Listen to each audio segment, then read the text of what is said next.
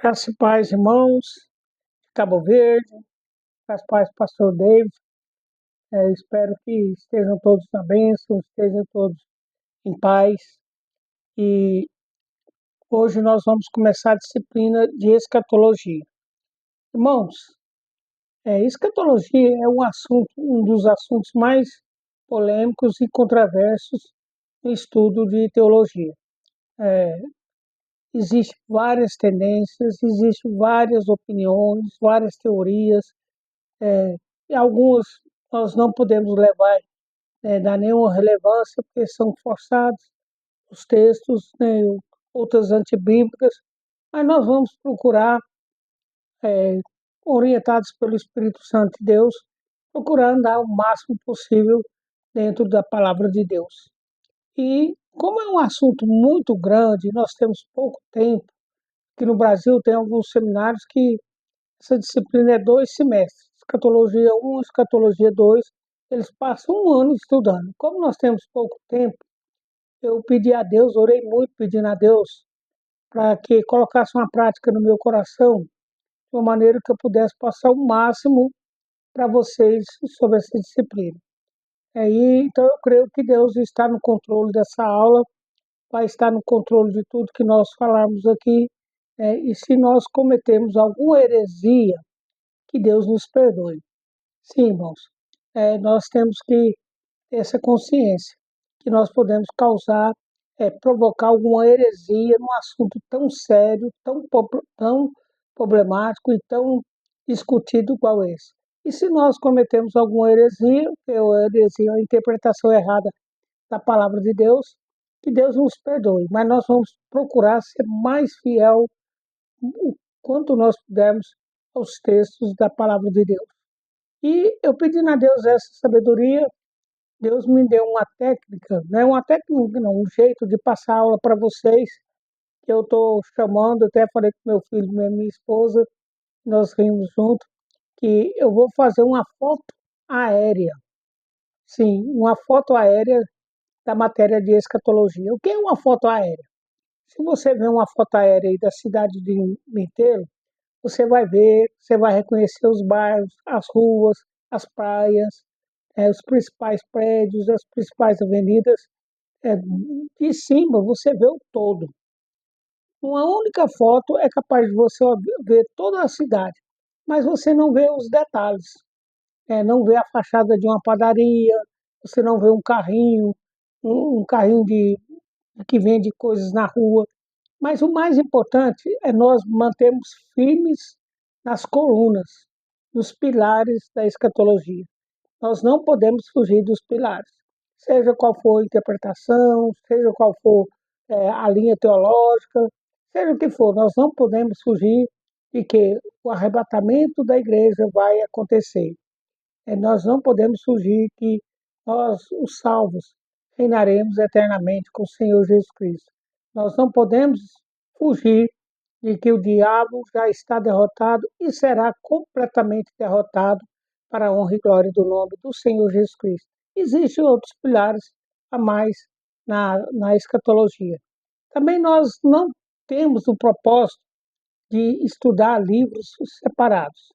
Por exemplo, se nós não vamos estudar o livro de Daniel em si, nós vamos estudar a parte escatológica do livro de Daniel. Nós não vamos estudar Apocalipse, nós vamos estudar a parte escatológica, não só de Isaías, também de Isaías, de Mateus, Marcos, Lucas e João, aonde tiver textos sobre escatologia. Amém? Então vamos lá, irmãos, vamos começar a nossa aula propriamente dita. Escatologia, você está com sua apostila aí na mão, é uma ciência que estuda os acontecimentos futuros. Vem da palavra escatos, logia, duas palavras gregas, que quer dizer estudar os últimos acontecimentos ou revelação dos últimos acontecimentos. É um estudo sistemático e lógico, concernentes às últimas coisas que vão acontecer no planeta Terra. Querendo ou não, o diabo, o mundo, já está determinado escatologicamente por Deus o que vai acontecer, né, nossa vida, tudo que vai acontecer, o final de Satanás, o final de toda essa confusão que o mundo está. Já está escrito e predeterminado e determinado pelo nosso Deus. Então, eu peguei um textozinho curto aqui, que vocês têm aí na apostila, de um autor desconhecido, que me chamou muita atenção, e eu também eu quero ler esse texto aqui para nós.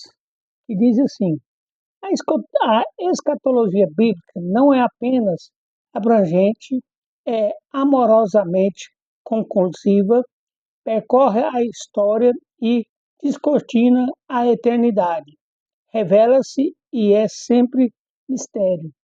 Deus a engendrou nos profetas, fecundou nos evangelhos e epístolas, e deu a plenitude luz do Apocalipse, a todos conhecido. Então, seria uma definição bem amorosa, né, bem profunda de escatologia. Aí, dentro desse propósito meu de nós fazermos essa foto aérea, eu vou começar com algumas definições para a gente entender. Eu quero começar com uma definição que você pode até pensar, mas isso não tem nada a ver com escatologia. Tem.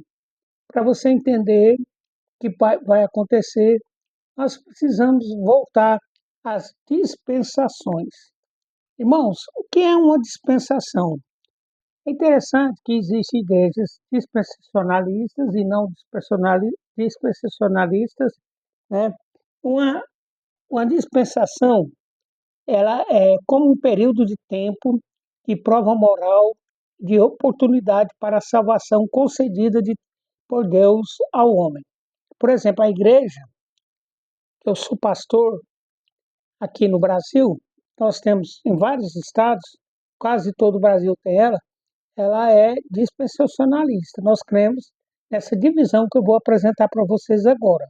É, porque eu vou começar desde o Gênesis para nós chegarmos até o Apocalipse. Porque nós devemos saber o projeto de Deus para o mundo, o plano de salvação para o homem através da dispensação. E se tem alguém que não é dispensacionalista, não crê assim, tudo bem, não tira e nem põe ninguém no inferno, não tira e não põe ninguém no céu. Então vamos lá. A primeira dispensação. Você está com a apostila aí, você pode acompanhar com a gente, que nós damos o nome de inocência. Ela vai de Gênesis 2, da criação até a queda do homem. Passa toda a criação, Deus criando os animais, Deus criando o mundo de uma forma geral, o universo de uma forma geral. Esse propósito de Deus, como eu falei em algumas aulas atrás, foi preparar o mundo para receber o homem e a mulher. Então, nessa primeira dispensação, Deus faz uma coisa extraordinária, faz o homem, faz todos os animais.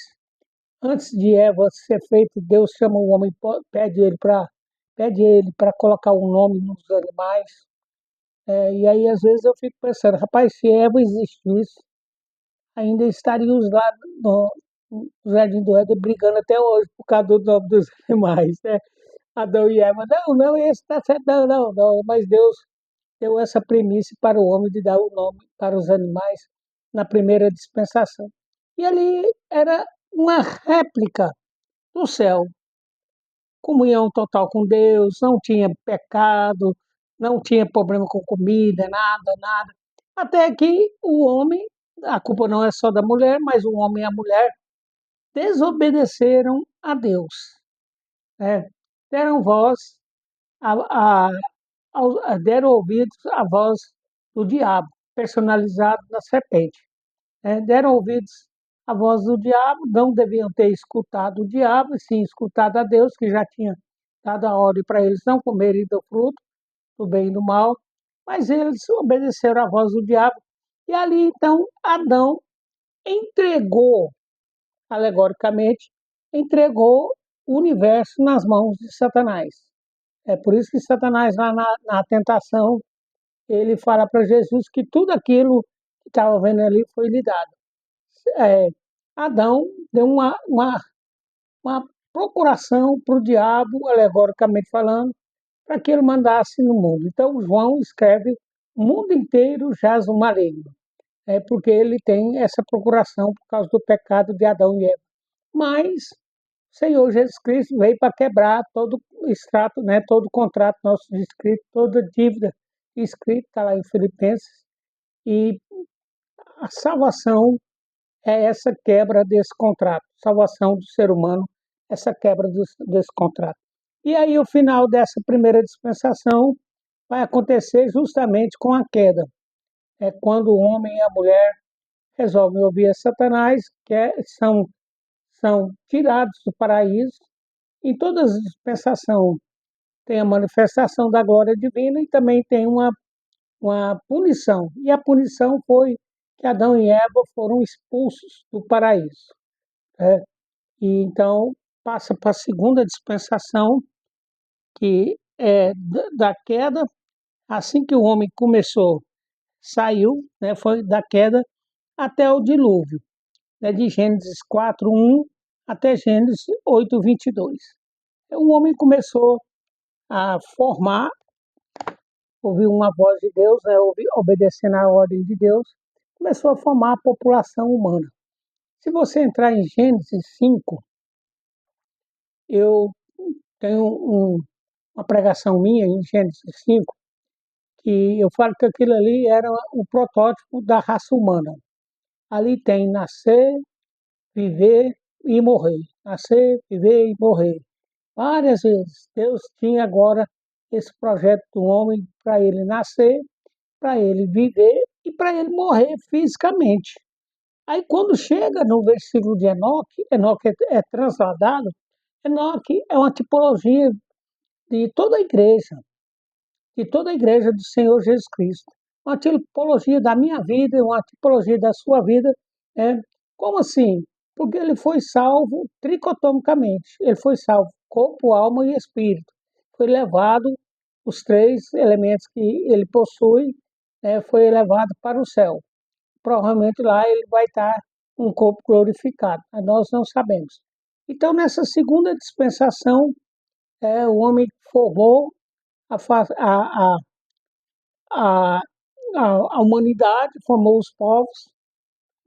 Chama-se atenção para muitos povos que foram formados naquela época, descendentes de Adão, mas como já tinha um contrato com Satanás e Adão tem entregado a terra na mão de Satanás, o pecado se proliferou. E foi muito grande essa proliferação do pecado. E a terra sujou, a terra ficou horrivelmente contaminada. E aí então Deus dá um castigo nessa nova dispensação, nessa segunda dispensação. Qual foi? Foi o dilúvio. Com o dilúvio, esse salvou apenas Noé e a sua família, e com isso, os 3 filhos e as 3 noras, com isso vem o juízo da segunda dispensação. Na terceira dispensação, sim, Enoque 5, Gênesis, capítulo 5 e 24, que fala sobre Enoque como sendo um protótipo da igreja, um tipo de que nós vamos dar a vida eterna com o Senhor Jesus Cristo. A terceira dispensação, ela vai do dilúvio até Abraão, de Gênesis 8 a 15, a 11 a 9. É uma época que o homem passou a administrar a terra, que o homem tinha mais contato com a terra, tinha contato entre si, era a formação dos povos, não havia mais o dilúvio, houve uma aliança com Deus que não ia haver mais o dilúvio, e aí então Deus começa a tratar as nações. Essa terceira dispensação que a gente chama a dispensação do governo humano. Aí termina ali justamente com o chamado de Abraão. Abraão, lá em Ur dos Caldeus, Deus chama ele: sai da tua terra, sai da tua parentela, e ele sai cegamente para servir a Deus obedecendo a esse chamado de Deus e vai para uma terra que ele não sabia o que ia ter lá. E lá Deus o honrou, Deus o abençoou. E aí então vem na chamado de Abraão a quarta dispensação, que nós chamamos ela de patriarcal, a quarta dispensação. Patriarcal, que vai desde de Gênesis 12, quando vem o chamado de Abraão, até a Moisés. Aí tem uns que põem no nascimento de Moisés e outros põem quando eles passam o Mar Vermelho, e eles passam a peregrinar, é o começo da quinta. Mas o importante é que nesse período os patriarcas afloraram. Abraão, Isaac, Jacó, José. Foi o período da história que conta sobre a vida deles, todos homens fiéis a Deus, tementes a Deus. Né? E aí vocês têm na apostila aí vários textos que eu gostaria que vocês em casa lessem esses textos, meditassem esse texto dentro dessa visão. Isso aconteceu na dispersação patriarcal. E lesse todos os outros textos que estão aí na apostila também, estudasse nesse sentido em casa, dá para você ler facilmente. Eu procurei fazer uma coisa bem simples, bem simplificada. A quinta dispensação é a da lei. Aí já começa Deus já trabalhar com a nação de Israel, a quinta dispensação através da lei. Essa quinta dispensação, ela vai desde Moisés, o chamado de Moisés, e quando Moisés começa a receber a lei, por isso que alguns falam que é depois que ele saiu do Egito, porque o final da quarta dispensação, a punição foi o cativeiro lá no Egito, os 400 anos que eles viveram de escravidão lá no Egito. Aí, nessa quinta dispensação da lei, vem então, vai até do Sinai até o nascimento de Jesus. Aí você vai estudando a palavra de Deus, você vai vendo a história dos reis, de um lado, os reis de Israel, propriamente dito, nenhum deles honrar a Deus, servir a Deus, todos deram problema. Do outro lado, Israel teve reis fiéis a Deus, profetas, tanto em Israel como em Judá, teve profetas fiéis a Deus. Do lado de Judá, da nação de Judá, os reis eram mais fiéis a Deus. E a punição foi o cativeiro babilônico. 70 anos na Babilônia, que é muito importante nós entendermos isso, que foi lá na Babilônia que Daniel e Ezequiel receberam as revelações escatológicas dos últimos dias. Nós não vamos estudar os livros, como eu já falei, mas nós vamos estudar os textos escatológicos desses livros. E foi lá nesse final dessa dispensação, com a punição com o cativeiro babilônico, que o povo recebeu as primeiras palavras escatológicas. Aliás, a primeira palavra escatológica está lá em Gênesis, quando Deus amaldiçoou a serpente, que falou que do fruto da mulher nasceria aquele que ia pisar a cabeça da serpente. Já era uma revelação do que ia acontecer com o Senhor Jesus Cristo pisando a cabeça da serpente ali na cruz do Calvário, para ser mais que vencedor. Então, nessa quinta dispensação, o nome dela é dispensação da lei, ela vai até o nascimento de Jesus. A sexta dispensação é a que nós vivemos, e ela vai desde o nascimento, alguns colocam como desde o nascimento de Jesus, ou depois da morte e ressurreição do Senhor Jesus Cristo, que é o período da igreja. E esse período, essa sexta dispensação, é o que nós chamamos de graça, período da graça. Tem alguns que dá também o nome período da igreja. Mas eu acho mais bonito, mais vibrante nós falarmos que nós estamos no período da graça. Graças a Deus por isso, né, meus amados irmãos? Então, nesse período da graça, que vai do nascimento de Jesus até a segunda vinda, tem muitos acontecimentos que marcam que marca essa época. E qual vai ser a punição nessa época? Vai ser o arrebatamento da igreja. A punição vai ser para esse mundo caótico, esse mundo que está aí do pecador, né? Se você puxar na memória aí, você vai ver que hoje nós estamos vivendo pior do que Sodoma e Gomorra. Pelo menos aqui no Brasil está se vivendo de uma forma pior do que Sodoma e Gomorra. Então, a punição vai ser justamente o arrebatamento da igreja.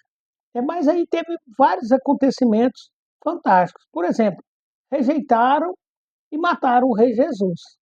Aconteceu nesse período dessa graça. Né?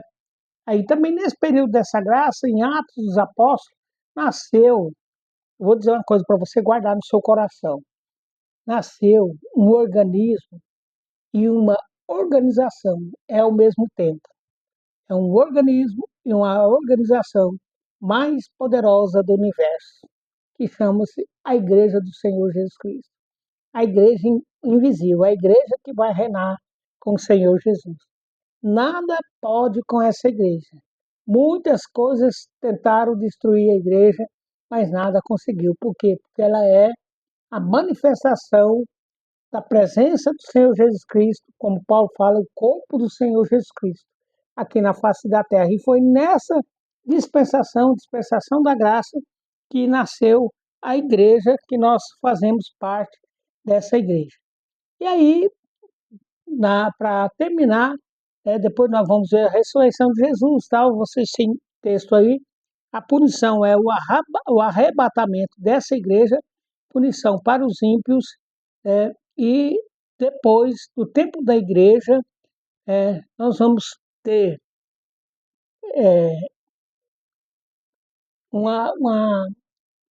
no tempo da igreja, aí indo para Apocalipse, nós vamos ter ali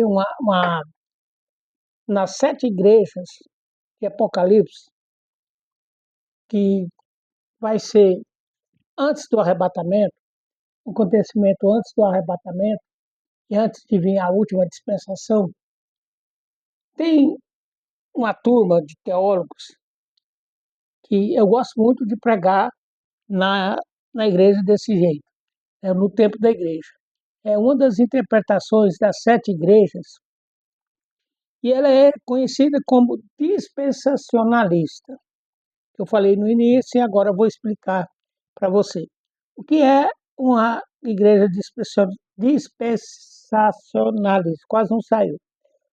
Irmãos, Efésios, a carta de Efésios, lá em Apocalipse, essa área, os capítulos das 7 cartas, está no capítulo 2 e 3 de Apocalipse. Está entrando agora no Apocalipse um pouco. Essa igreja representa uma era na nossa história que vai do ano 30 ao ano 100. Calma aí que no finalzinho eu vou falar outra interpretação. Eu estou falando agora da interpretação dispensacionalista. Então, essa igreja de Éfeso, ela vai do ano 30 até o ano 100 da nossa igreja, da nossa era agora, depois de Cristo. Se você começar a estudar aquela era lá, aquela igreja, pegar os versículos e voltar para a história, não a história trazendo para a Bíblia, não a história trazendo para a Bíblia, mas a Bíblia entrando na história. Porque a história não pode influenciar a Bíblia, mas a Bíblia influenciou a história. Então, se você voltar lá e ver aqueles acontecimentos, se você é bom de história, você vai entender isso aí, que há uma relevância muito grande para nós entendermos que aquilo que aconteceu, que está escrito na carta de Apocalipse à igreja de Éfeso, aconteceu de fato nos anos de 30 a 70 da nossa época agora. A segunda carta, a carta a Esmínia, ela vai do ano 100 até o ano 312. Era a época dos mártires. A igreja de Éfeso era a igreja apostólica, a igreja de Esmínia era a igreja dos mártires. Muita perseguição, muita morte, muita coisa errada, né? E ela vai do ano 100 até o 312 da nossa época. Se você pegar e comparar a história, né, e ver a Bíblia dentro da história, você vai ver que de fato tem algumas relevâncias. Aí depois vem a terceira dispensação, que a terceira igreja, dispensação não, perdão, a terceira igreja é a igreja de Pérgamo, que vai do ano 313 até 590. Foi a época que Constantino, imperador Constantino, converteu e obrigou todo o Império Romano a converter ao cristianismo. Historicamente falando, foi quando surgiu a Igreja Católica Apostólica Romana. É. Esse período coincide com aqueles acontecimentos que está escrito lá na Bíblia, né, de acordo com a palavra de Deus para a Igreja de Pérgamo. Tá certo? A quarta igreja é Tiatira, que ela vai do ano 590 até o ano 1517, até a reforma cristã. Veja só, gente, essa igreja é uma igreja da Idade Média. Essa igreja, se você já estudou história, você deve ter visto falar na a noite de 1000 anos, ou escolástica, ou seja, a era das trevas, em que a igreja dominava, a igreja católica dominava todo o conhecimento, dominava os reis, dominava os povos. A igreja católica, de fato, mandava na face da terra. Era uma igreja que deixou muita influência e corrupção, e a idolatria entrou, de fato, nesse período na igreja. E a quinta igreja, a igreja de Sardes, né, que vai de 1517 até 1730, de 1517 até 1730, ou seja, a Igreja da Reforma. Foi aí que surgiu vários missionários, foi aí que houve a reforma, não só de Calvino, de Lutero, de Rose, de muitos outros homens fiéis e tementes a Deus. Foi daí que surgiu essa reforma, daí que surgiu nós, os protestantes. Por que esse nome? Porque nós protestávamos, a nossa igreja daquela época protestava contra a Igreja Católica Apostólica Romana. Então ela surgiu nessa época, a igreja da reforma, uma igreja fiel aos princípios bíblicos, a igreja que baniu a idolatria, que baniu a corrupção e assim por diante. E aí agora, de 1730 até 1900, até a volta de Cristo, a igreja de Filadélfia. Veja só, deixa eu falar um negócio para você. A partir de 1900 depois de Cristo, surge a sétima igreja, a igreja de Laodiceia, até a volta de Cristo. Então, o que nós temos aqui? De 1715 a 17, após a reforma, até 1730 é um ano da igreja missionária. Quando surgiu os moravos, tantas missões, é o período da igreja que eu mais amo, assim, que eu sou apaixonado por missões, eu gosto muito de missões. É um período em que a igreja desbravou. O Brasil, por exemplo, foi evangelizado nesse período. O mundo inteiro, praticamente, quase aonde tinha pessoas, o povo foi evangelizado, né, nesse período, de 1517 até 1730. E principalmente até não, 1700, 1517 até 730. Era uma igreja reformada, a igreja reformada e missionária. E aí agora, hoje, de 1730 até o ano da volta de Cristo, até a volta de Cristo, nós temos a igreja de Filadélfia, uma igreja fiel. Aí também nós temos, nesse mesmo período, só que depois de 1900, andando junto, até a volta de Jesus Cristo, a igreja de Laodiceia. Então, Para alguns dispensacionalistas, essas duas igrejas andam de mão dadas, mão dadas não, andam juntas ao mesmo tempo. Ou seja, é uma igreja apóstata na personalidade, na igreja de Laodiceia, e uma igreja fiel a Deus, que é a de Filadélfia. E essas duas igrejas andam juntas. Para mim, esse mero mortal, comedor de arroz e feijão, como meu pai falava, para mim, essa igreja de Filadélfia é a igreja que vai reinar com o Senhor Jesus Cristo.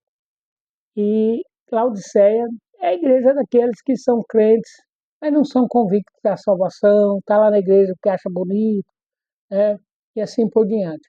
E quando eu prego a respeito dessas duas igrejas, lá na minha igreja eu prego, irmão, se você não for convertido de fato, se você não tiver Jesus como Senhor e Salvador da sua vida, se você está aqui por brincadeira, por algum outro motivo, você faz parte da igreja de Laodiceia. Mas se você é convertido ao Senhor Jesus Cristo e ama a obra de Deus e que quer reinar eternamente com o Senhor Jesus Cristo, você faz parte da igreja de Filadélfia. Amém? Então, nós interpretamos assim. Está aí na apostila uma explicação mais concisa que você vai poder entender melhor. E a outra interpretação, veio de ser a dispensacionalista, né, é que defende que as igrejas do Apocalipse e o conteúdo das suas cartas representam condições que se repetem muitas vezes durante a história da igreja. Ou seja, não descreve um período específico da história, mas realidades que sempre estiveram presentes na igreja. Né? Eu não sou contra essa opinião, né? E também já preguei muitas vezes dessa forma. Por exemplo, assim, eu pego um assunto, o amor, aí lá nas 7 cartas você vai ver que tem isso. Aí você vai ver coisas lá de Éfeso, né, do ano 30 ao ano 100, e acontece hoje na igreja. Por exemplo, abandonar o primeiro amor. Quantas e quantas histórias a gente não sabe de pessoas que abandonaram o primeiro amor. Então, nós acabamos agora, né, dos tipos de dispensação, e na próxima aula nós vamos falar sobre o arrebatamento. Amém? Até mais daqui um pouquinho. Fique com Deus.